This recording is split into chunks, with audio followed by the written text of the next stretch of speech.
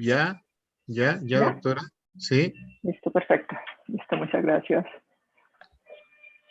El preámbulo de su Listo. presentación, doctora, e iniciamos, ¿le parece? Perfecto. Deme un par de minutos, por favor.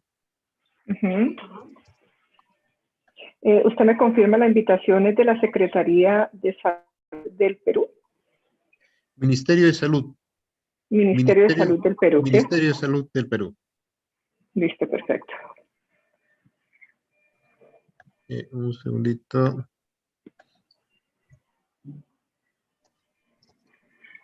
Muy buenos días con todos los presentes. Muy buenos días con todos los presentes. El día de hoy, miércoles 6 de abril, tenemos la telecapacitación internacional. Los saludamos desde la red de salud Abancay, Dirección Regional de Salud Apurímac, del Ministerio de Salud del Perú. Los invitamos a participar de esta telecapacitación internacional programada para hoy miércoles 6 de abril a las 10 de la mañana con el tema forma adecuada de toma de muestras de orina e interpretación de uroanálisis, módulo 1, a cargo de la doctora Ela Camargo Flores, nefróloga pediatra, quien trabaja en la subred integrada de servicios de salud Centro Oriente, Bogotá, Colombia, invitada por la red de salud Abancay, Dirección Regional de Salud Apurímac, del Ministerio de Salud. Tenga usted, doctora, muy buenos días. Muy buenos días para todos. Inicialmente les quiero agradecer al Ministerio de Salud del Perú por la invitación y pues a todos los participantes que han sacado un tiempo pues para aprender un poco sobre la parte de infecciones urinarias y la toma e interpretación de uroanálisis en la parte pediátrica. Entonces, lo que vamos a ver hoy es dirigido sobre todo al amplio personal de salud y realmente es muy importante iniciar con una buena toma de muestra para llevar a un adecuado diagnóstico. Entonces, es muy fácil en pacientes, en la población pediátrica, en el paciente que tiene micción espontánea, o sea, que controla esfínteres, realizar una muestra de orina. Porque en ellos, pues ya sabemos que la orina se toma por micción espontánea, teniendo en cuenta que los 2/3 proximales que están a la vejiga son áreas estériles, igual que la vejiga, y que el tercio distal esa área sí está ya colonizada. ¿Colonizada con qué? Con gérmenes propios de la uretra, del prepucio, del área perineal, que son normalmente enteropatógenos y que si se hace una mala técnica también en la toma va a generar que haya un crecimiento que no es realmente confiable para el diagnóstico de infección urinaria. Entonces, en esos pacientes que controlan esfínteres, lo ideal es que la toma se haga micción a la mitad de la micción, o sea, deja como una tercera parte de la orina inicial que se pierda, que lave la uretra, teniendo en cuenta esa colonización de la punta, y de ahí se toma la muestra.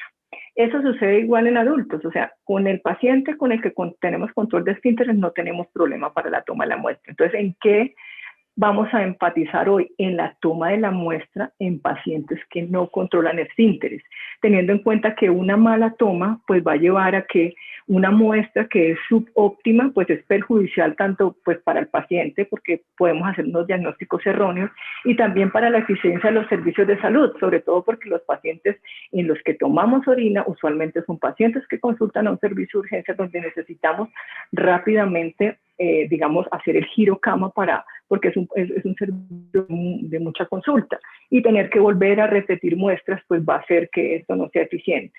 La demora en la recolección de la muestra también pues va a hacer que se ocupe una cama por más tiempo y esto va a llevar a que los recursos pues sanitarios no se utilicen adecuadamente.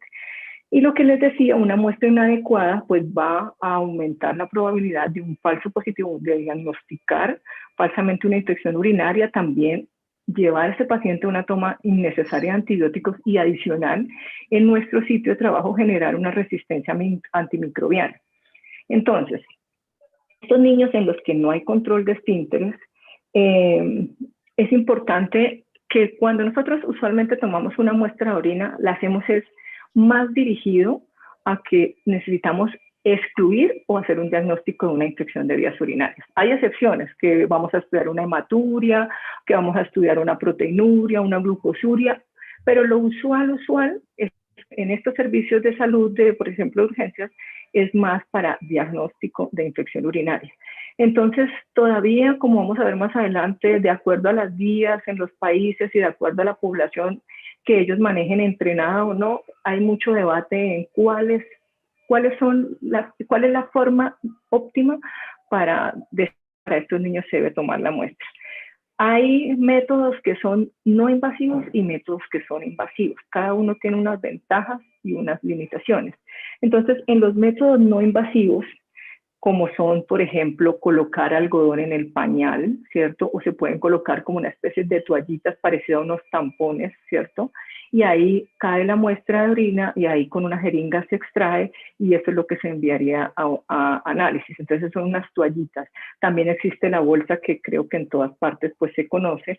La otra posibilidad es la captura limpia.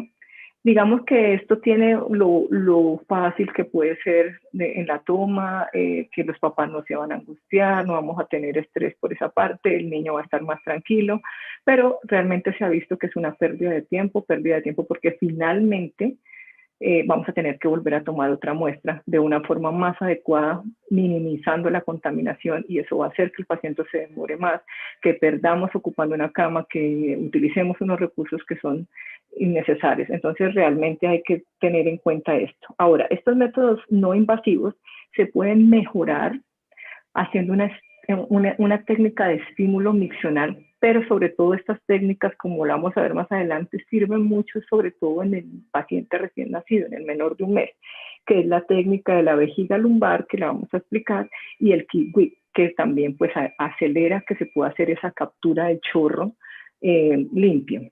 Y ya vienen los métodos invasivos, que son el cateterismo vesical y la punción suprapúbica.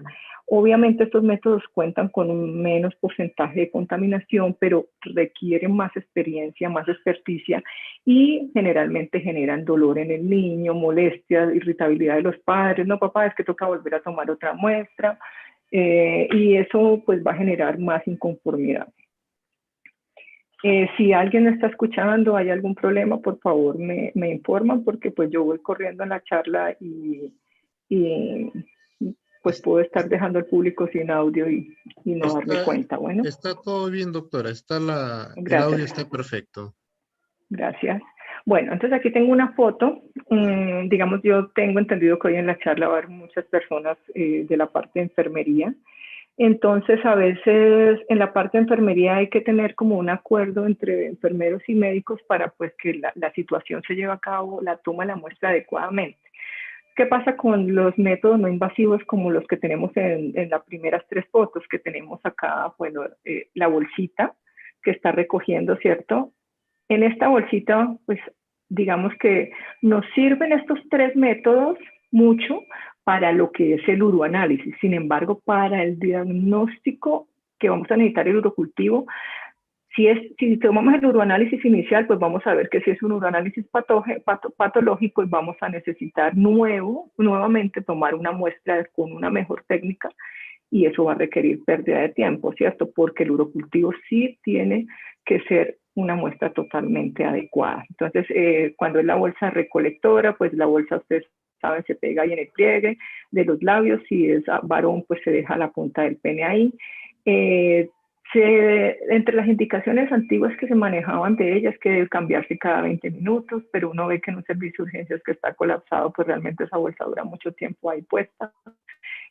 La va a capturar la orina limpia, entonces es esperar a que el paciente haga la micción. En estos tres métodos es súper importante el paciente bien hidratado. Posterior a la buena hidratación, pues se hace lo que es el aseo. Y aquí pues se espera a que el paciente suelte el chorro y la tapa se debe mantener cerrada. Y cuando el paciente suelta el chorro, es capturar el chorro.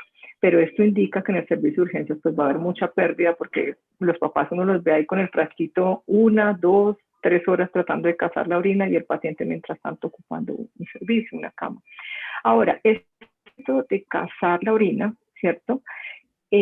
Pueden mejorarse haciendo unas técnicas de estimulación. Esta que vemos acá, pues consiste en en la vejiga, colocar una gasa o un algodón frío con agua fría y estimular el área pélvica para que el paciente suelte más rápido el chorro de orina. Esto, digamos que en neonatos nos va muy bien, nos podría ir muy bien, pero pues obviamente el niño ya más grandecito la respuesta va a ser muy difícil, ¿cierto? Y aquí tenemos pues las técnicas ya más invasivas, que es el cateterismo vesical, ¿cierto? Que consiste en pues pasar una sonda estéril y tomar una muestra de orina. La otra es la punción suprapúbica, ¿cierto? Aquí ya las tengo las fotos mejores. Pensamos que el cateterismo vesical es muy fácil, pero sin embargo sí requiere preparación. Yo he visto aquí en el servicio donde la enfermera ha estado intentando pasarle. Realmente no hay ni siquiera una ubicación adecuada del área genital en las niñas pequeñas. Y cuando son niños muy pequeños, niños que son recién nacidos o lactantes menores, pues a veces en las niñas no. Veo las enfermeras a veces intentando pasarle la sonda por el clítoris, ¿cierto? Porque no encuentran por dónde es, o muchas veces ingresan y van a intentar y finalmente la terminan pasando por la vagina y ya de ahí ya la sonda está contaminada, la punta está contaminada y después vuelven e intentan y lo pasan y lo que hacemos es que ascendemos los gérmenes de esta zona y los metemos a la vejiga y si no tenemos una infección urinaria, pues la terminamos haciendo. Lo mismo que el tamaño de la sonda, de acuerdo al tamaño del paciente, tiene que ser adecuado porque tiene que ser lo más firme, pero lo más pequeña que sea para el paciente, o sea, el tamaño adecuado y la firmeza adecuada, porque si no, en varones he visto también, como está en esta gráfica, que la sonda se acoda. Cuando pasan una sonda muy pequeña se acoda y no se puede y es un trauma para el paciente. Entonces, sí requiere un entrenamiento, sí, cuando uno ya tiene la experticia para hacerlo, las enfermeras están preparadas para eso, es una buena técnica como vamos a ver más adelante, pero sí, no en todos los países se puede aplicar ni en todos sitios porque depende de la formación. Ahora, hablando de la punción suprapúbica, pues todavía es más complicado porque pues es un método más doloroso, más invasivo. Pues hay una técnica en la cual pues a nivel de en la mitad entre la sínfisis púbica y el ombligo, ¿cierto? Más o menos a 90 grados se debe hacer la inserción de la jeringa, de la aguja y de la jeringa para hacer la aspiración y lograr tener orina. Podemos colocar anestesia local para que pues el paciente sea menos doloroso, pero uno ve que en recién nacidos pues simplemente se hace es más frecuente realizar las muestras de orina, por lo que he explicado anteriormente, de esta forma para obtener y empezar los estudios.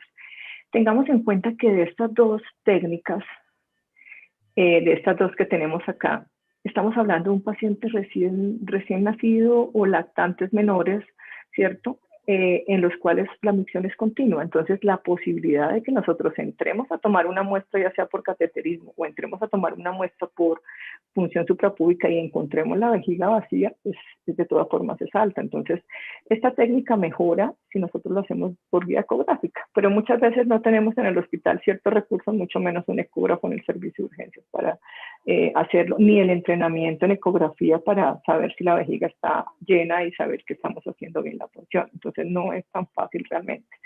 Entonces, aquí les traigo una gráfica donde pues encontramos los métodos que hay para tomar la muestra de orina. Métodos no invasivos, entonces aquí aparece ese algodoncito donde dice que podemos tomar la muestra y después aspirarlo, pero la contaminación que tenemos es de más del 60%. Definitivamente no es recomendado para cultivo. Puede servirnos para hacer el uroanálisis, pero para cultivo no es recomendado. O sea que si nos sale el uroanálisis patológico, otra vez, hagamos otro método para conseguir la muestra de orina para cultivo que sea una forma menos contaminada. La bolsa tiene que aplicar lo mismo que aplica si le ponemos el algodoncito. La contaminación también habla del 50%, no recomendada para cultivo, podría utilizarse igual para el uroanálisis, sobre todo cuando uno tiene paciente febril en el cual de pronto piensa que puede tener una infección urinaria, pero está con mocos, está con otras cosas que realmente pues lo hace pensar en que pudiera tener otra cosa además. Entonces pues podríamos, digamos que en ese contexto, intentar hacer primero un uroanálisis y luego ver si realmente requiere un urocultivo. Pero en ese paciente en el cual uno tiene casi la certeza que esa es una infección urinaria porque no encuentra ningún otro foco, o en el paciente febril sin foco claro, es mejor no tomar de esta forma porque realmente es perder el tiempo. Ahora, como vamos a ver más adelante, casi todas las guías apoyan mucho en estos pacientes la orina, cazar la orina limpia, ¿no? Entonces dice que tiene menos contaminación, es menos contaminante de los métodos no invasivos, la contaminación de la cual estamos hablando, sin embargo, es del 25%, pero puede ser un método que nos sirva tanto para el uroanálisis como para el cultivo. Como les dije anteriormente, este método de cazar la orina puede mejorar el tiempo de espera en lograr conseguir la muestra si le ayudamos con la estimulación. Esta estimulación de vejiga lumbar consiste en, sobre todo se aplica en niños, sobre todo como menores de un mes, recién nacidos menores de un mes, pero el problema que tiene es que necesita 2 personas para hacerlo. Entonces uno tiene que tenerlo como colgando de los brazos en cada mano, en las axilas colgando, y el otro tiene que hacerle golpes en la vejiga, golpecitos suaves, se calcula que sea un golpe por cada segundo, entonces más o menos son 30 segundos golpeando la vejiguita suavemente, entonces 1, 2, 3, 4, hasta 30, y posteriormente se hace un masaje por otros 30 segundos en la zona lumbar, y se va repitiendo hasta que el paciente suelte el chorro. Funciona y puede ayudar en recién nacidos. Lo mismo el kick-wake, que es el que les digo, mojar el trapito, ese sí no necesita sino una sola persona para la toma de la muestra, y moja el trapito y pues se le hace el masaje en la parte de la pelvis y el paciente suelta el chorro. Obviamente, como estamos hablando de una captura a las hechos, también tiene más o menos un 25% de porcentaje de contaminación.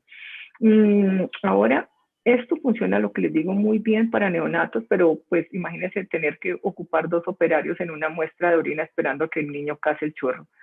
Entonces, no es tan fácil.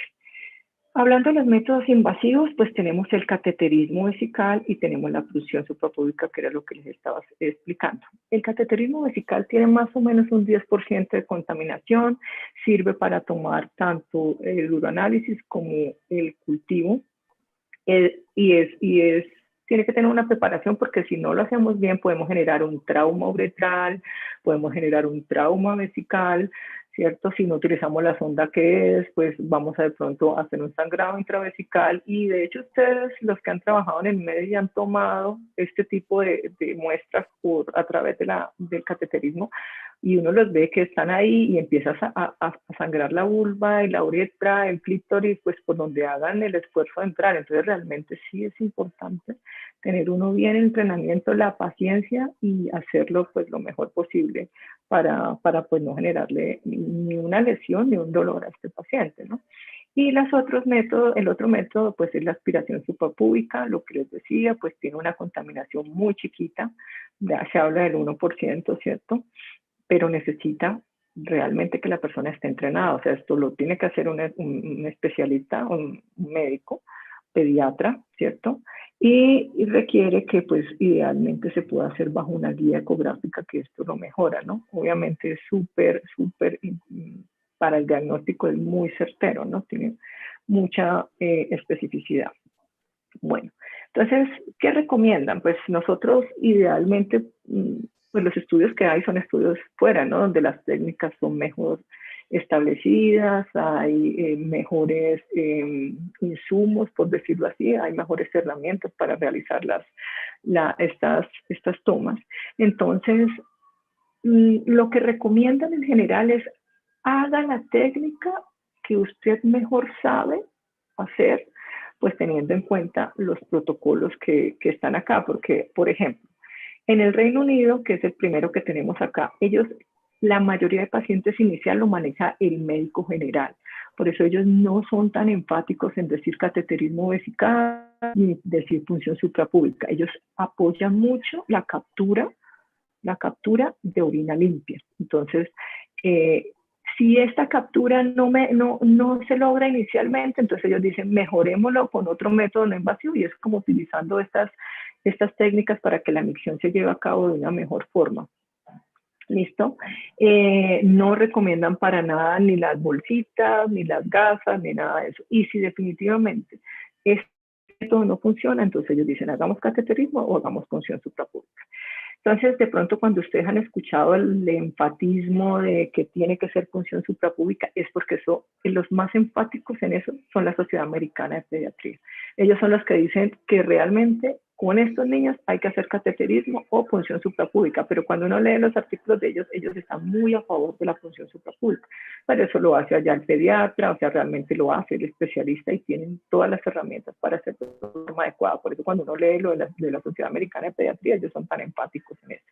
Ahora, la sociedad europea también apoyan mucho la captura, ¿cierto? Y también, pues, si el paciente requiere otro método, igual que hablan los ingleses, pues se puede utilizar lo que es el cateterismo y la punción púbica. La bolsa definitivamente no sirve para cultivo, los italianos lo mismo, cazar la orina.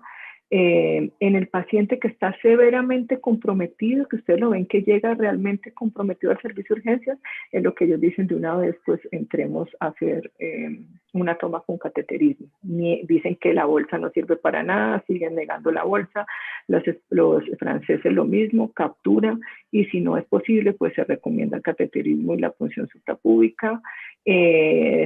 Aquí los holandeses también lo toman igual, ¿cierto? Los españoles, entonces están apoyando, bueno, aquí los españoles hablan de también cateterismo y punción suprapúbica, también los recomiendan como tal, descartan totalmente las otras opciones como son la bolsa recolectora y las guías australianas también, la captura, ¿no? Entonces, con respecto a esto, en el hospital donde yo trabajo, realmente nosotros, niños que no tengan control de esfínteres, las enfermeras están capacitadas y deben tomar siempre la muestra por cateterismo vesical. Hacemos punción suprapúbica solo en situaciones específicas. Un paciente que no orina, que está inflamada la uretra, no orina y no orina, pues hay que tomar la muestra por punción suprapúbica, incluso muchas veces hay que dejar un catéter para drenaje. Pacientes con, digamos, ciertos problemas externos del área que no permiten, pues tendríamos que hacerlo, pero la recomendación acá es, por protocolo, es hacer cateterismo, siempre.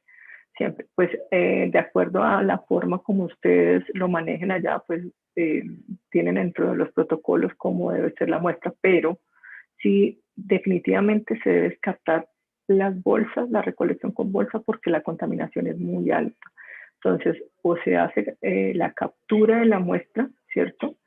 Y de acuerdo a eso, pues se evalúa si esa muestra realmente sirve para cultivo, porque esas muestras también se contaminan, ¿cierto? Teniendo en cuenta que es un 25%, y definitivamente tendríamos que entrar a hacer un cateterismo, ¿no? Para que sea realmente confiable, o definitivamente iniciar con el cateterismo de una vez, hacer el cateterismo vesical. ¿Listo? Entonces, cuando tenemos ya la muestra de orina tomada con la técnica que es, porque es muy importante, a veces enfermería dice, bueno, pero el doctor, ¿por qué vuelve a pedir otra muestra, pero realmente es importante que hablemos en conjunto y saber que una muestra errónea no nos va a servir para nada y vamos a tener que volver a hacerlo nuevamente. ¿Listo? Entonces tenemos la muestra es importante que sea procesada rápidamente. Siempre el transporte del servicio de urgencias al laboratorio puede demorarse porque la persona que se encarga de eso se demora. La muestra debe ser, después de tomar, refrigerada, o sea, cuando hablamos de temperatura de refrigeración de 4 grados. Cuando la muestra se deja mucho tiempo, se alcaliniza, y al alcalinizarse, por ejemplo, las bacterias se reproducen y adicional el eritrocito, que es un eritrocito normal, bien, digamos bajo, se crena, y al crenarse pues puede hacer una falsa hematuria glomerular. Entonces también es importante que esa muestra, tanto por la bacteria como por lo demás, sea procesada rápidamente. Teniendo ya la muestra del uroanálisis, entonces, ¿qué ver en el uroanálisis? Es importante saber que hay dos partes del uroanálisis. Una parte es la tira, que es la parte alta que tengo aquí señalada. En la tira simplemente es una tira que marca un color de acuerdo, se introduce en la orina y va marcando un color, y ahí dice el comparativo de según qué color va dando, cuánto aproximadamente en miligramos o en cruces va apareciendo esta sustancia. Entonces, ¿qué es importante? Porque el enfoque que voy a hacer hoy es sobre todo respecto a infecciones de vías urinarias. Entonces, ¿qué es importante tener en cuenta de la tira? Las estearasas son importantes, bueno, la hemoglobina también, porque cuando tengo una cistitis o tengo una infección urinaria, pues va a empezar a aparecer inflamación y podemos tener sangrado bajo, ¿cierto? Mirar la hemoglobina, pero podemos tener proteinuria. Esta proteinuria, digamos, de 30 miligramos sobre decilitro es normal.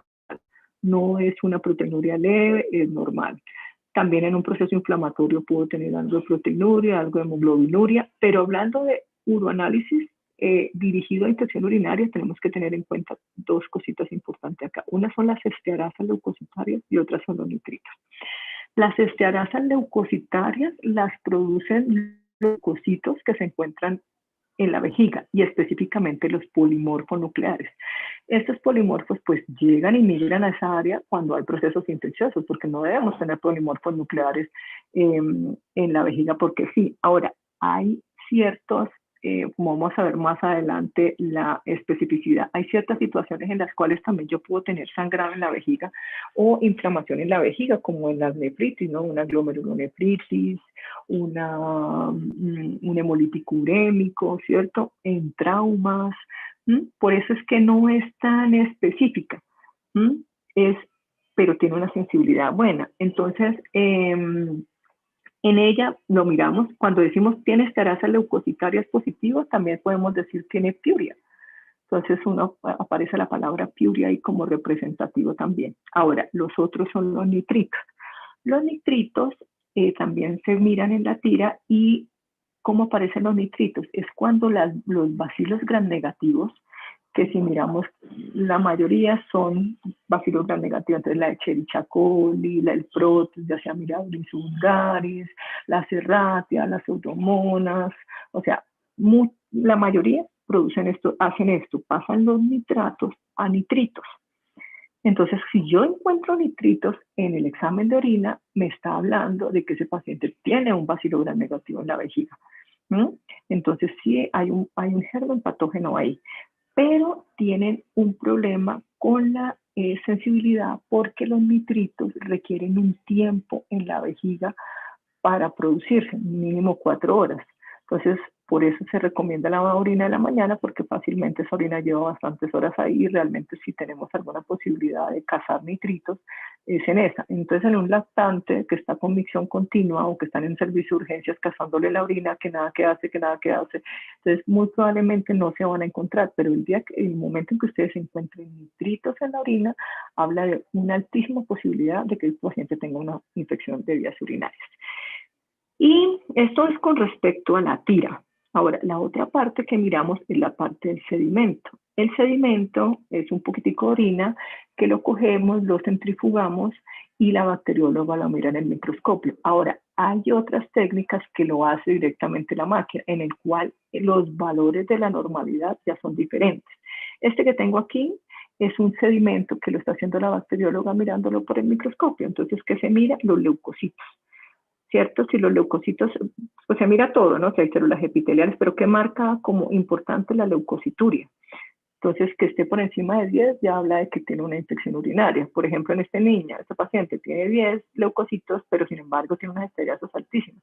Yo puedo decir el paciente tiene piuria cuando veo estearasas positivas o cuando veo leucocitos. O sea, si yo no tuviera estas estearasas, pero con esta leucocituria, yo digo el paciente tiene piuria. Si no tuviera estos leucocitos, tuviera aquí 0 leucocitos y tiene las estearasas positivas, digo, tiene piuria. Y es importante saber cuando se dice tiene piuria porque es criterio diagnóstico para infección urinaria. Para infección urinaria no solamente uno dice, es que tiene un urocultivo positivo, no. Las últimas guías hablan de que tiene que tener piuria con urocultivo positivo. Si yo tengo un urocultivo positivo sin piuria, puede ser una colonización, ¿cierto? Pero si tengo una piuria sin urocultivo positivo, pues puede ser que la piuria sea por otra patología. Pero cuando tengo las dos, ya estamos hablando de una infección de vías urinarias, ¿cierto? Entonces, teniendo en cuenta los valores del uroanálisis, que era lo que quería hoy hablar como en la técnica del uroanálisis para hacer el enfoque para la siguiente sesión, entonces es importante revisar esto.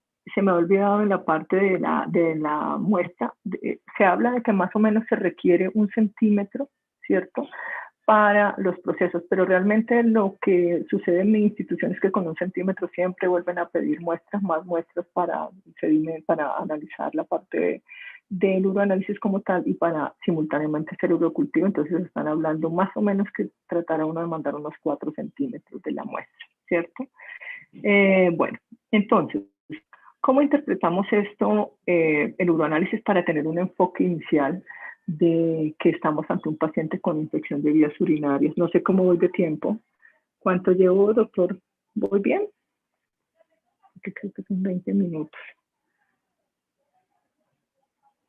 Bueno, entonces, es importante lo que las estearasas, los nitritos y mirar en el microscopio, o sea, en la parte del sedimento, las células, los leucocitos.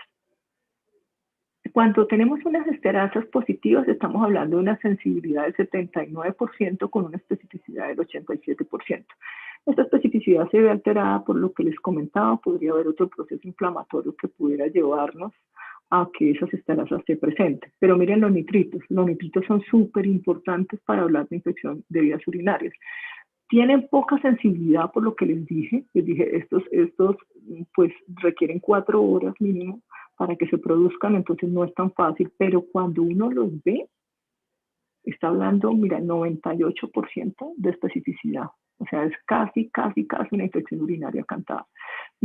Entonces, pues esta grafiquita la traje para mirar eso. Y lo otro que traje, para lo que traje esta gráfica, es para que siempre que ustedes pidan el uroanálisis, hay que tratar de medir el GRAM, porque el GRAM también tiene una especificidad altísima. Se habla que por una cruz, ¿cierto?, de gram negativos en ese GRAM, podemos estar hablando de 100 unidades formadoras de colonia. Entonces es bastante importante seguir el GRAM. Realmente dentro de las guías, cuando hablamos de infección urinaria, nosotros tenemos que, en un paciente que está enfermo, tenemos que iniciar un tratamiento mientras el urocultivo sale, porque el urocultivo se nos va a demorar. Puede ser que algunos salgan a las 24 horas, pero puede salir también a las 36 horas. Entonces, mientras tanto, tenemos que tomar una conducta sobre el paciente. Y para eso necesitamos conocer del uroanálisis.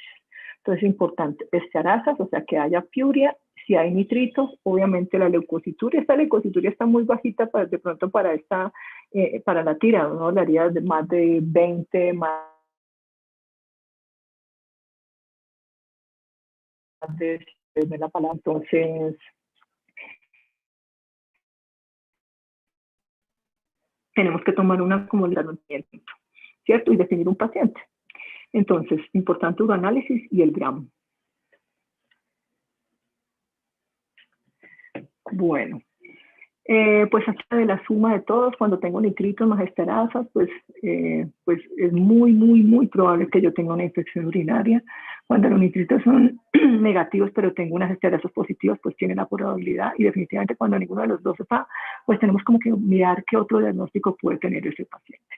Con respecto a los urocultivos, entonces, como ustedes vieron en la toma de laboratorios de la muestra, digamos que algunos aceptan de que yo puedo hacer una muestra con método no invasivo y hacer un uroanálisis inicial y guiarnos, pero todos son enfáticos en que la muestra para el cultivo tiene que ser una muestra adecuada. Entonces, aquí está como lo que se busca de unidades formadoras de colonia para pensar que realmente este paciente está con una infección urinaria. Entonces, en la función suprapúbica, cualquier crecimiento, aunque esta es de la guía italiana y ellos hablan de una recomendación mayor a 10.000 unidades formadoras de colonia, porque esto es pues lo que ellos como tal recomiendan.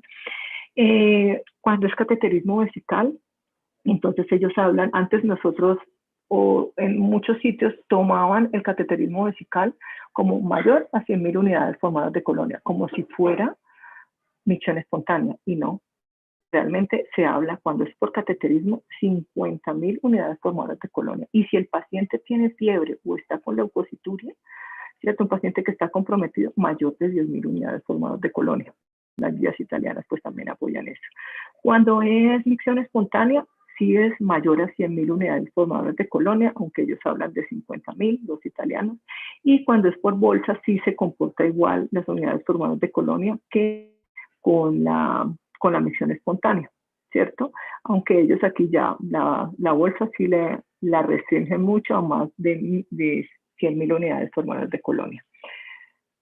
Y pues básicamente con respecto a esto, a este tema de la toma e interpretación de uroanálisis es lo que les traía. Me gustaría que me dijeran las inquietudes, qué preguntas tienen.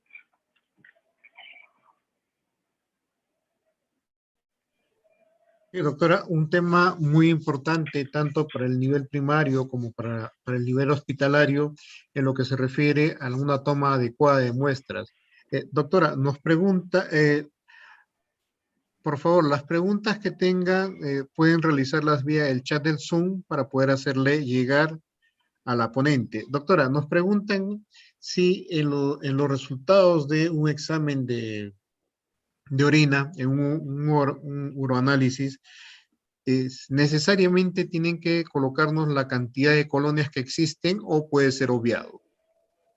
Bueno, entonces, primero que todo, en el uroanálisis no nos reportan colonias, es en el urocultivo, ¿cierto? Entonces aquí tenemos el uroanálisis, ahí no nos van a reportar ninguna colonia de nada, es en urocultivo. Entonces creo que la pregunta es que si en el urocultivo ¿me la repite?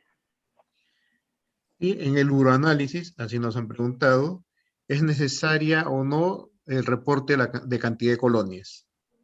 Por eso, en el urocultivo. O si yo tomo el uroanálisis inicial, si necesito el urocultivo con el reporte de las colonias para decir que es una infección urinaria, tal vez. El uroanálisis, digamos que hoy, actualmente, para un diagnóstico de infección urinaria, que pues no es el tema hoy, pero traje todo para que podamos como continuar con eso, para que hoy diga yo que tiene una infección urinaria, es necesario cumplir con las dos, o sea, tener piuria en el uroanálisis y tener un urocultivo positivo de acuerdo al tipo de recolección de orina que se hizo.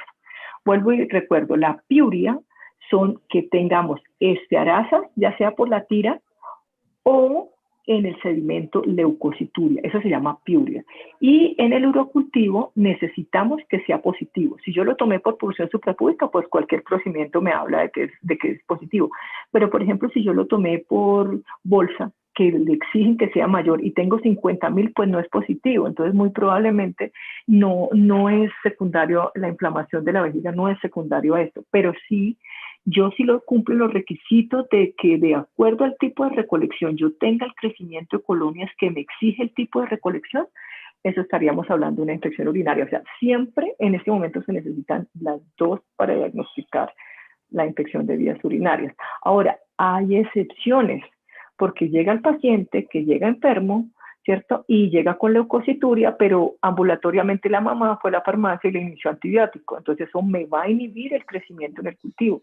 Es un paciente que yo definitivamente me tengo que guiar solamente por el uroanálisis y tratarlo, porque no voy a tener crecimiento en el urocultivo porque ese paciente tuvo un tratamiento antibiótico previo que me va a inhibir el crecimiento. ¿Cierto? Entonces hay ciertas excepciones que uno tiene que, pero básicamente se requieren las dos para el diagnóstico. No sé si respondí la pregunta. Sí, doctora. Doctora, nos preguntan, ¿en qué excepciones se puede dar que marquen nitritos sin presencia de infección urinaria?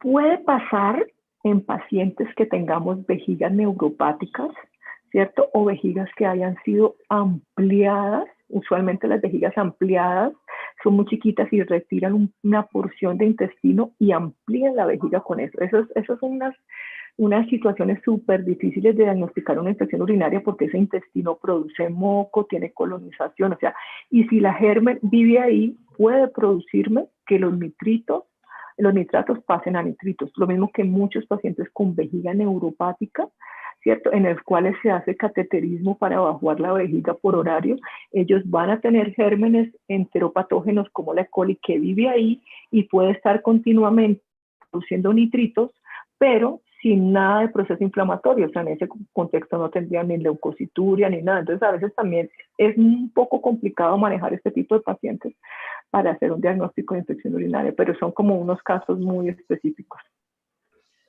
Doctora, nos preguntan cuál es el mejor método para que usted recomienda para hacer la obtención de las muestras de orina.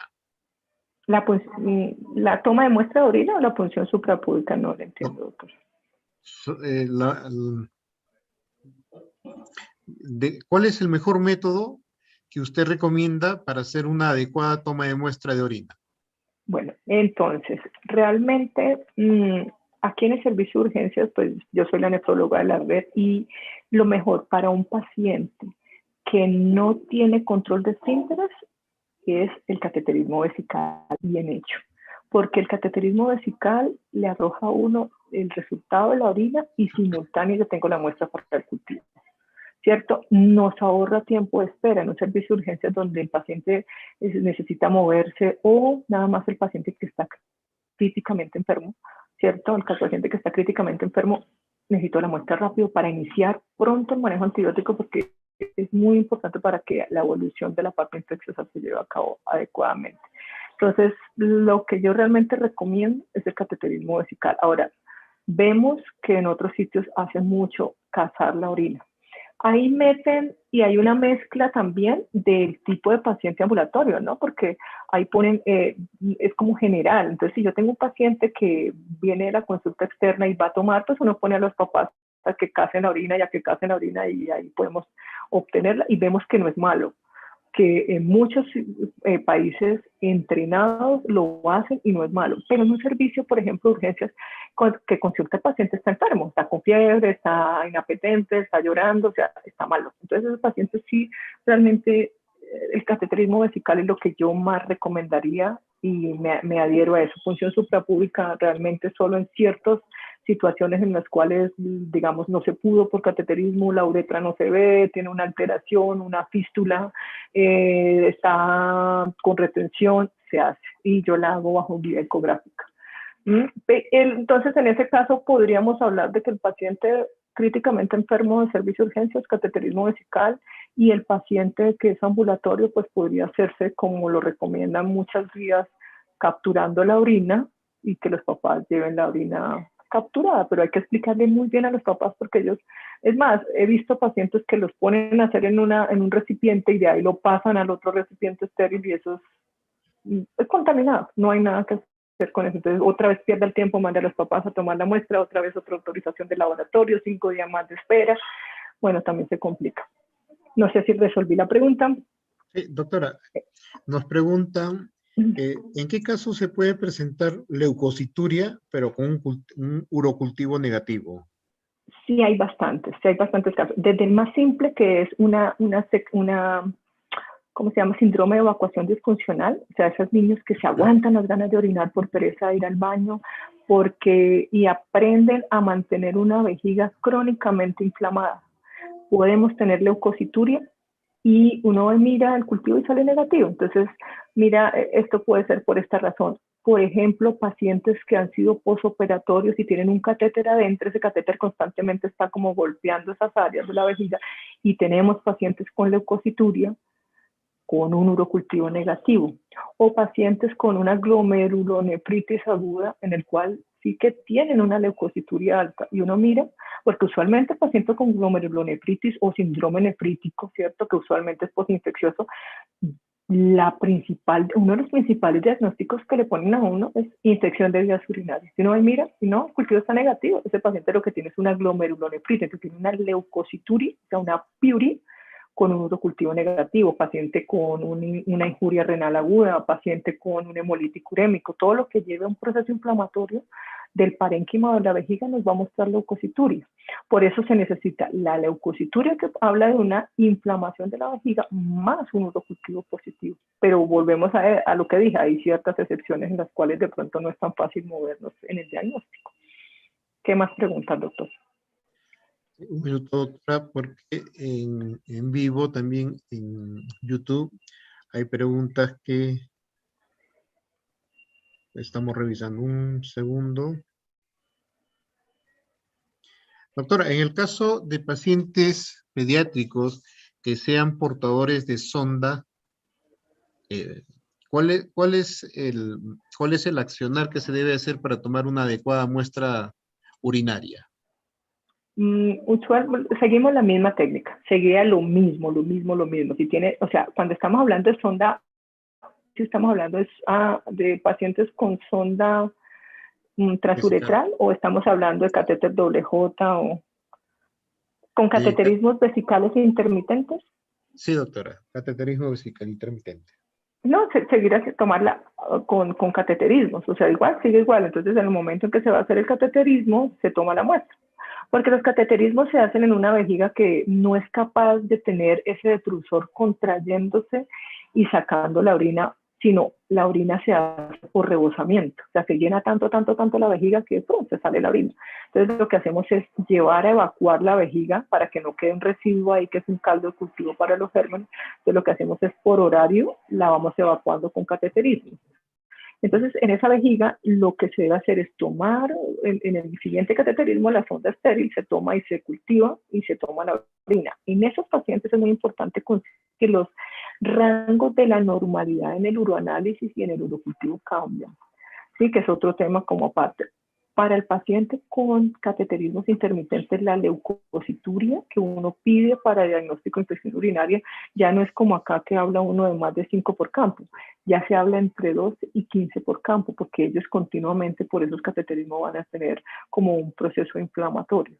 Y adicional, los cultivos siempre van a salir positivos, porque son pacientes, como les dije, el tercio distal de la uretra está colonizado, y si yo estoy continuamente metiendo una sonda para hacer drenajes porque el paciente lo requiere, pues es fácil que el paciente ascienda yo los gérmenes de la punta y voy colonizando normalmente la vejiga. Entonces, no es fácil hacer un diagnóstico de infección urinaria en ellos, y el cultivo no es como tan confiable como es en los otros pacientes, porque vuelvo y les digo, ese cultivo siempre les va a salir con crecimiento. Entonces, yo lo que hago es que esos pacientes los rastreo sobre todo con uroanálisis, mirando en qué momento me empiezan a aparecer cambios en la vejiga que me lleva a una leucocituria alta, y pues ahí sí ya me guiaría el urocultivo para definir qué tratamiento antibiótico les voy a dar. Ahora, doctora, si están hablando de pacientes que tengan una vejiga continua, que se llama una cistostomía, y es que tienen una vejiga permanente como las gastrostomías, pero en la vejiga, esa toma de muestra tiene que hacerse con un cambio de, o sea, están como la gastrostomía, continuamente ahí puesta, y se cambia cada 7 días. Permite el cierre y la apertura para que la vejiga se llene y se vacíe, ¿cierto? Para que la vejiga igual no se atrofie. Esa es la cistostomía. Entonces, lo que hace uno es, en el momento en que va a hacer la toma de la muestra, tiene que cambiar la cistostomía, la sonda, y hacerlo con una sonda nueva. No se puede tomar de esa sonda, ni se puede tomar de ese cistoflow, tiene que ser con una sonda nueva, porque si no la contaminación es altísima. Sí, doctora, nos preguntan, en el caso de tinción de Gram, ¿no es cierto?, ¿qué cantidad se utiliza para la lectura de las cruces de escasas, regulares, abundantes? Bueno, cuando uno tiene Gram positivos, pueden pasar un escenario, y es en el cual el paciente es una contaminación, que es el escenario más alto. Cuando hay Gram positivos, uno dice, se contaminó. Pero también puede ser que sea un neonato que realmente tenga una infección por Gram positivos, o que sea un paciente con inmunosupresión, pacientes, por ejemplo, que están con uso de esteroides, inmunosuprimidos, desnutridos severos, en los cuales realmente un Gram positivo puede estar generando una infección urinaria, que no es lo normal, no es lo frecuente. Entonces, pero cuando en un Gram sale una sola cruz de bacilos Gram negativos, eso equivale a 100 unidades formadoras de colonia. O sea, ya de entrada estamos hablando que si yo lo tomé, por ejemplo, por micción espontánea, y el Gram me tiene una cruz, es muy probable que el urocultivo le vaya a salir con más de 100 unidades formadoras de colonia. O sea, tiene mucha especificidad, como lo acabamos de hablar, para que es aquí el Gram, tiene mucha especificidad para el diagnóstico de infección urinaria. Entonces, yo por eso siempre recomiendo hacer uroanálisis, Gram y cultivo, porque el Gram nos ayuda mucho, sobre todo en el momento inicial, porque en el momento inicial nos estamos basando en uroanálisis y nos estamos o sea, es en un momento, nos toca esperar el cultivo. Entonces, el Gram nos ayuda muchísimo. Ahora, cuando aparece Gram positivos y Gram negativos, eso me habla de una mala técnica también y de una posible contaminación, ¿no? Doctora, en el caso que se cuente con cateterismo vesical, ¿Necesariamente se tiene que cambiar la sonda Foley para poder tomar la muestra de orina? En el que, por ejemplo, se intente la primera vez y se vaya por el lado que no es, algo así. No, no, que este paciente ya en forma crónica cuente con un cateterismo vesical. Ajá. No, se tiene que hacer siempre con una sonda nueva. Esas sondas se colonizan muchísimo. Entonces, no, siempre, o sea, hay que hacerlo con una sonda nueva.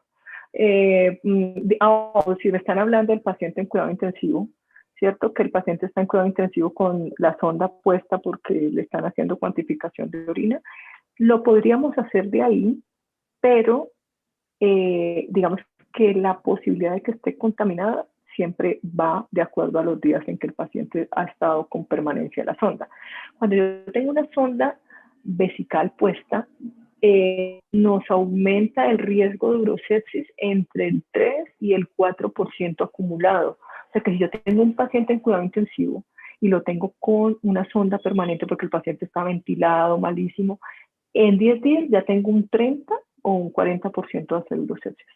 En 20 días ya estoy de un 60 a un 80 y en 30 días ese paciente hace la urosepsis. Entonces realmente la colonización de esas ondas es alta. Entonces yo lo que recomiendo es, pues si no se le puede cambiar la sonda en el momento de la toma, tendríamos que mirar si realmente sale dudoso y volver a hacerlo. Lo recomendado es poner una sonda nueva, o sea, decirle a la jefe, vamos a tomar un uroanálisis, por favor, jefe, con sonda nueva, y deja de una vez puesta esa sonda. Lo ideal es siempre con sonda nueva. Doctora, nos están preguntando mediante el canal de YouTube, la presencia de matíes en la orina de un niño, ¿hasta cuánto se considera normal? Perdón, ¿me repite la pregunta, doctor? ¿Sí? En niños, la presencia de matíes en la orina, ¿hasta cuánto se puede considerar normal? Volvemos aquí a lo mismo. Entonces, esto depende, los hematíes los podemos ver en el sedimento, pero también podemos ver hemoglobina en la tira. Cuando la tira me marca, por los colores que hablamos, hemoglobina positiva, la tira no es capaz de diferenciarme si es hemoglobina libre, ¿m? O si es eritrocito. Entonces, si yo tengo en la tira positiva la hemoglobina, yo me voy al sedimento y miro si hay hematíes reportados, ¿cierto? Entonces, si yo tengo aquí positiva y aquí no hay hematíes, yo digo, este paciente pues si tiene un dispositivo cardíaco, entonces está hemolizando y está haciendo liberación de hemoglobina como tal a nivel renal.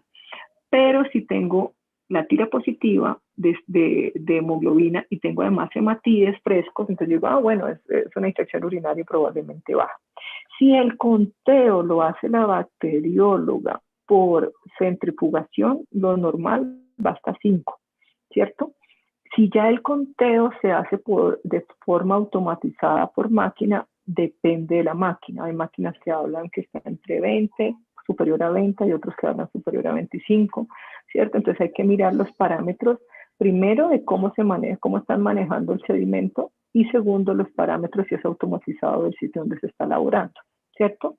Ahora, otro problema con el tema de cuando uno estudia hemoglobinuria o eritrocituria, o sea, sangrado en la orina, es pues el tipo de la toma de la muestra, ¿no? Porque ahí sí, si lo hacemos por cateterismo o si lo hacemos por punción, pues la posibilidad de que nos salga hematíes es más alta. Entonces, cuando yo realmente no voy a estudiar una infección urinaria, sino voy a estudiar una hematuria, yo pido que la muestra sea tomada cazando la muestra o por bolsa recolectora, porque no voy a mirar nada para infección urinaria, solamente voy a confirmar si el paciente tiene un sangrado. Adicional a que le pido el uroanálisis recogido con bolsa, le pido una morfología de glóbulos rojos en orina para mirar qué tipo de sangrado es el que tengo, para mirar si es alto o bajo. Sería como una de las indicaciones, por ejemplo, en la cual la bolsa nos sirve, ¿cierto? No sé qué más tendríamos, qué otras preguntas. El número de leucocitos en un sedimento urinario se puede considerar como máximo hasta 10. El número de leucocitos, el mínimo es 5, por conteo por microscopía por la bacterióloga. El mínimo es 5. De 5 para arriba ya se considera infección urinaria, o sea, se considera piuria. Por 5 para arriba se considera piuria. Entonces tiene una sospecha de una infección urinaria que sumándole el urocultivo, pues ustedes la diagnostican. Cuando es por la bacterióloga, cuando es automatizado y es por máquina, o menos está hablando por encima de 27 leucocitos por campo. Entonces hay que ver qué tipo es. Yo no sé si ustedes manejan ya sedimento por centrífuga con la bacterióloga revisándolo. Entonces, por encima de 5, cualquier cosa es para arriba. Y usualmente uno en unas infecciones urinarias no encuentra 5, uno encuentra incontables, 50, 100, eso es muy alto. Y más si estamos hablando de pronto una infección urinaria febril, o sea, una pielonefritis.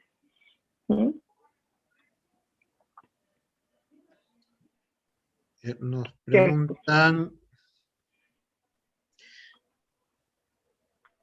en el análisis de orina completa, más GRAM, las bacterias que se hallaron en GRAM, ya sean bacilos o cocos, ¿es necesario reportarlo en cantidad escasa, regular, abundante o en cruces? Se puede reportar idealmente en cruces porque la cruz es como la forma más medible que hay, ¿no? Y sería ideal que la bacterióloga lo pusiera en cruz. Pero igual con una cruz, o sea, escasas es una cruz, y una cruz ya para mí son 100 unidades formadoras de colonia. O para mí no, lo que habla la literatura. En el caso de pacientes que estén tomando antibióticos, ¿qué tiempo hay que esperar para poder realizar un adecuado urocultivo? Esa es una pregunta grande porque eso depende del tiempo de vida media del antibiótico que estemos utilizando, ¿no? Entonces, idealmente, pues estamos hablando de más de 24 horas y aún así con 24 horas, pues hay sospecha de inhibición de crecimiento, ¿no? Entonces, pues usualmente uno, si el paciente, por ejemplo, le han dado antibiótico 12 horas antes, uno ve que los urocultivos se inhiben. Entonces, lo primero es tratar de nunca darle antibiótico al paciente antes de la toma del urocultivo o ya saber que definitivamente está tratando una infección urinaria sin tener urocultivo, porque se va a inhibir.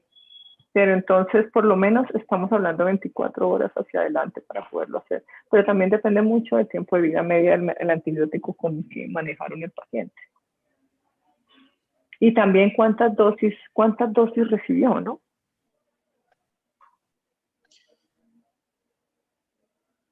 Los invitamos a los participantes a poder realizar las preguntas y o dudas que tengan mediante el chat del Zoom para poder hacer llegar a la ponente.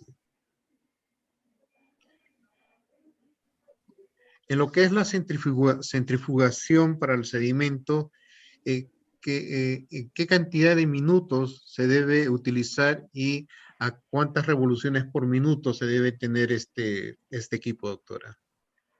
Uy, eso sí me corcharon. Ahí sí no sé, tendría como preguntarle cuántas revoluciones. Yo creo que son como 100 revoluciones. No, ahí sí me corcharon. Esa parte del manejo de la parte de bacteriología sí no lo tengo tan claro. No lo tengo tan claro.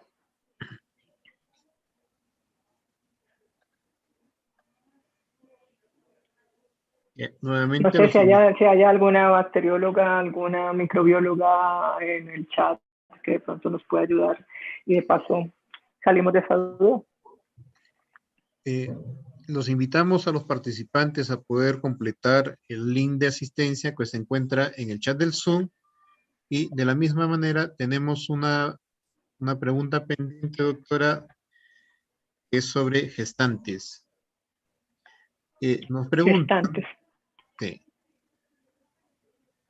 Bueno, yo soy nefróloga pediatra, ¿no? Las gestantes son un mundo aparte, pero bueno, no sé si pueda resolver la pregunta. En el caso de infecciones urinarias en gestantes, ¿cuál es el esquema de tratamiento y o manejo que se debería tener? Bueno, lo que les quiero, una situación es que la revisión de hoy no es infección urinaria, es como la toma adecuada de la muestra y la interpretación del uroanálisis para hacer el enfoque hacia una infección urinaria que va a ser la próxima sesión.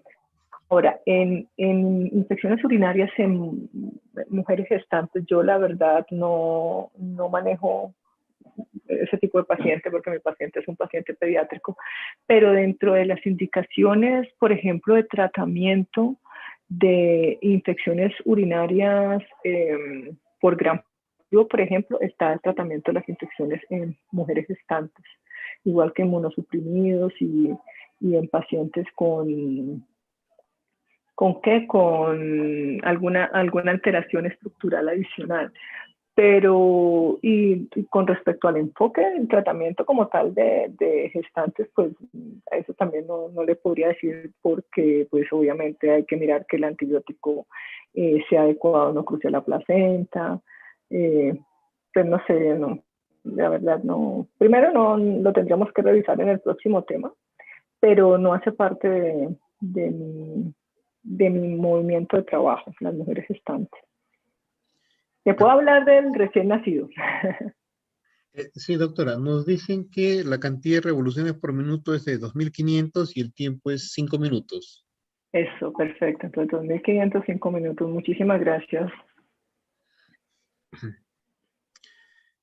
Si tuviesen alguna duda, por favor, para poder hacerle llegar a la ponente mediante el chat del Zoom. En caso contrario, estaríamos dando por terminada esta presentación. Un tema muy importante, doctora, la identificación de infección urinaria para el caso de niños con las tomas adecuadas, toda vez que muchas veces estas tomas llegan al laboratorio contaminadas y hacen con que el profesional tome una mala decisión al momento de tener esa lectura. Realmente es muy importante, a mí me parece muy importante que el personal de salud realmente tenga conciencia de esto, porque, por ejemplo, en el caso de los especialistas, hay especialistas que un nefrólogo puede pasar, hay sitios aquí, yo estoy todos los días, pero un nefrólogo pediatra en los otros sitios pasa una vez por semana y llega y revisa los laboratorios y no, esta muestra está contaminada, ¿cómo la tomaron? No, la tomamos contaminada. Y le dice, bueno, entonces vuelve a tomar otra muestra y vuelvo en otra semana. ¿Sí? Entonces no es tan fácil y es algo que de verdad deberíamos minimizar, tener como conciencia de lo importante que es porque se está, digamos, demorando el tratamiento del paciente, se están utilizando recursos, se están perdiendo recursos que no debería pasar eso. Y desde ahí, entendiendo claramente por qué es tan importante tener la muestra buena, desde ahí sale un adecuado diagnóstico y tratamiento del paciente. Desde ahí arrancamos, porque para hablar, si ustedes leen cualquier consenso, cuando hablan de infección urinaria, tocan este tema directo que uno tiene que conocer y saber que sí es importante tenerlo claro, porque no es una bolita de decir quién tiene y quién no tiene, sino uno se guía por estas pautas para poder decir si efectivamente tiene una infección urinaria, porque cuando uno es nefrólogo lo que lo miran y le preguntan y dice, bueno, ¿la tiene o no la tiene? ¿Mm? Pero entonces uno, todas estas, digamos, arandelas que están, a nosotros nos generan mucha controversia. Entonces, sí es bueno como tomar en el protocolo y tener un protocolo y adherirse al protocolo. Si es con cateterismo, los pacientes que ingresan por el servicio de urgencias, es con cateterismo el paciente que ingresa por el servicio de urgencia que no controla siempre. Y si el ambulatorio lo vamos a dejar como cazando el chorro de orina también, se hace así. ¿Sí?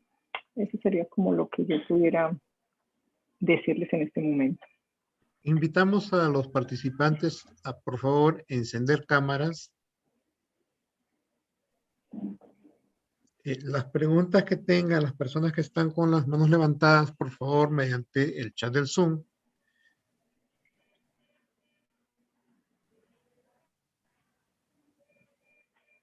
A los participantes, por favor, si pudiesen encender cámaras para poder tomar la fotografía del fin de presentación con la doctora Ela Camargo.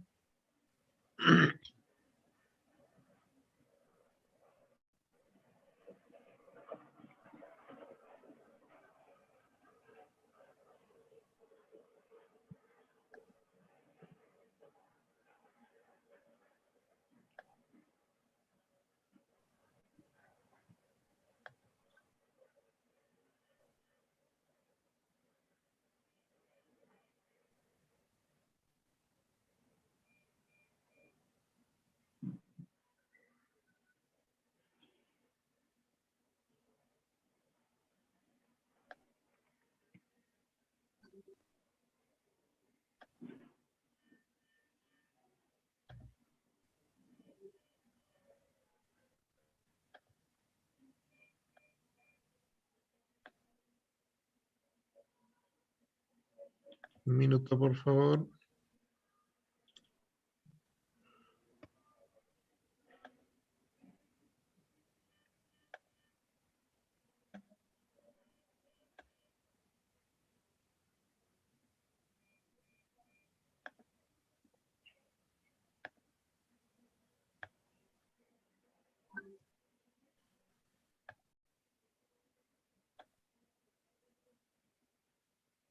Señor Grimaldo, por favor, las preguntas por el chat del Zoom.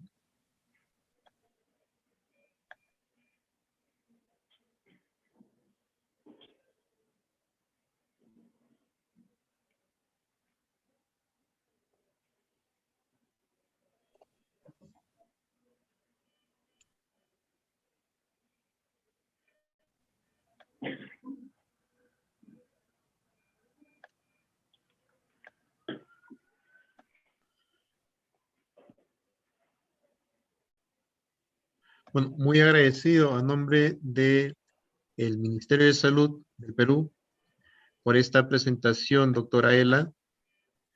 Como le decía, un tema de mucha importancia, de vital importancia para los profesionales de salud, para que, para que se pueda hacer un manejo adecuado de los pacientes en los niveles tanto primarios como hospitalarios. Como una última pregunta, doctora, nos pregunta que si es posible tener un urocultivo positivo sin una leucocituria. Tener un urocultivo positivo, o sea, que Sí. sea falso, y un paciente que tenga leucocituria sin que sea infección en la orina. Sí. Por ejemplo, los pacientes con vejiga neuropática, sí puede pasar, por lo que les explicaba, es una vejiga que puede estar inflamada no solo por los cateterismos, sino también por la presión intravesical, o muchos porque tienen porciones ahí de amplitud con otros dispositivos, y lleva a que haya leucocituria, y estos pacientes están crónicamente colonizados. Entonces se puede tener una leucocituria más un urocultivo positivo. Por eso en ellos la excepción de que no son 5 leucocitos, sino el conteo de leucocitos que exige es mayor. Es un conteo por encima de 12 a 15 leucocitos, para hablar que realmente puede tener una infección urinaria. Entonces, los pacientes pueden cursar con piuria más urocultivo positivo sin que necesariamente sea una infección urinaria. Entonces, sí, habrá excepciones también en las cuales puede haber una piuria en un paciente con otro diagnóstico como los que hablábamos, pero que tenga también una contaminación del cultivo. O sea, hay que realmente mirar bien el escenario. Pero si nos regimos al diagnóstico de infección urinaria, vuelvo y les dejo, es piuria más urocultivo positivo según el tipo de recolección de orina que se hizo. O sea, es importante que, por ejemplo, de hoy también quede claro que las unidades formadoras de colonia para diagnóstico IBU tienen que ser las establecidas de acuerdo a cómo usted recogió la orina, porque no es igual las unidades formadoras de colonia para un paciente que se le hizo una punción suprapúbica, que cualquier unidad formadora de colonia ya es infección urinaria, ni para el cateterismo vesical, que está por encima de 50.000, que para la bolsa recolectora o para la micción espontánea, que son 100.000 unidades formadoras de colonia. Entonces, por eso es importante que cuando la muestra se reporte diga cómo fue tomada la muestra. Punción suprapúbica, cateterismo vesical, micción espontánea, para que uno pueda en el cultivo hacer un paralelo y saber cuántas unidades formadoras de colonia necesito yo para decir que sí es representativo. Doctora, en el caso de que las personas estén tomando algún tipo de antibiótico, ¿qué tiempo debería esperar este paciente para poder realizar un urocultivo? Es lo que la pregunta anterior me habían hecho ya. Entonces, pues, digamos que depende del antibiótico cuánto es el tiempo de vida media, pero usualmente, pues, las profilaxis que se toman, ¿cierto? Están entre cefalosporinas de primera generación, una nitrofurantoína, que uno espera que más o menos después de las 24 horas ya se pueda hablar de que se puede tomar un urocultivo de control. Idealmente, lo que son 72 horas, ¿sí? para decir que 100% confiable, pero pues depende de la urgencia que tengamos con el paciente. De hecho, pacientes que vienen tomando antibiótico y llegan al servicio de urgencia, nosotros sabiendo, colocamos uno ahí, se toma urocultivo, paciente que viene recibiendo cefalexina profiláctica tanto de dosis, entonces uno ya lo sabe, si crece algo es porque realmente pues el germen que estaba tomando tiene resistencia a ese medicamento, pero si no crece nada, uno sabe que de todas formas era algo esperado y se debe tomar un urocultivo más adelante para poder esperar el tiempo como para que el antibiótico pase su tiempo de vida media y podamos evaluarlo. Doctora, qué tan cierto es que si es que la madre durante la gestación ha presentado infecciones urinarias a repetición, esto se presente también en el niño? Que este No tiene niño, nada, este no tiene nada producto, que ver. Nada que ver. A no ser que la mamá tenga una bacteriemia y pueda estar haciéndole algún tipo de transmisión al niño de su parte como infecciosa, pero las infecciones urinarias en la mamá no tienen nada que ver con que el niño pueda tener infecciones urinarias. Ahora, sí es cierto que hay alteraciones anatómicas que pueden, digamos, estar heredadas de una generación a otra, ¿cierto? Alteraciones anatómicas que pueden llevar a que la criatura que van a hacer pueda venir con esa misma alteración y pueda eso facilitar que se genere una infección urinaria, pero que el hecho de que la mamá haya tenido infecciones urinarias no va a hacer que el niño genere infecciones urinarias, no para nada.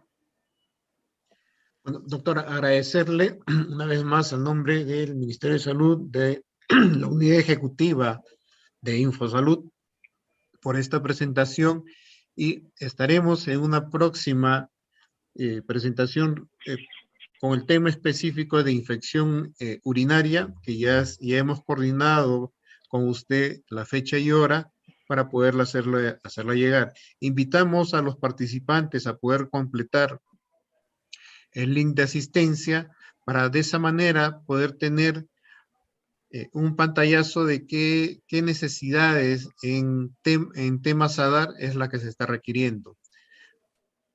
Muchas gracias a los participantes. Es importante, doctor, que yo voy a partir la próxima charla teniendo claro que esto que ya vimos hoy, o sea, la voy a dar por hecho y sigo para adelante. Bueno, sí, para que nos...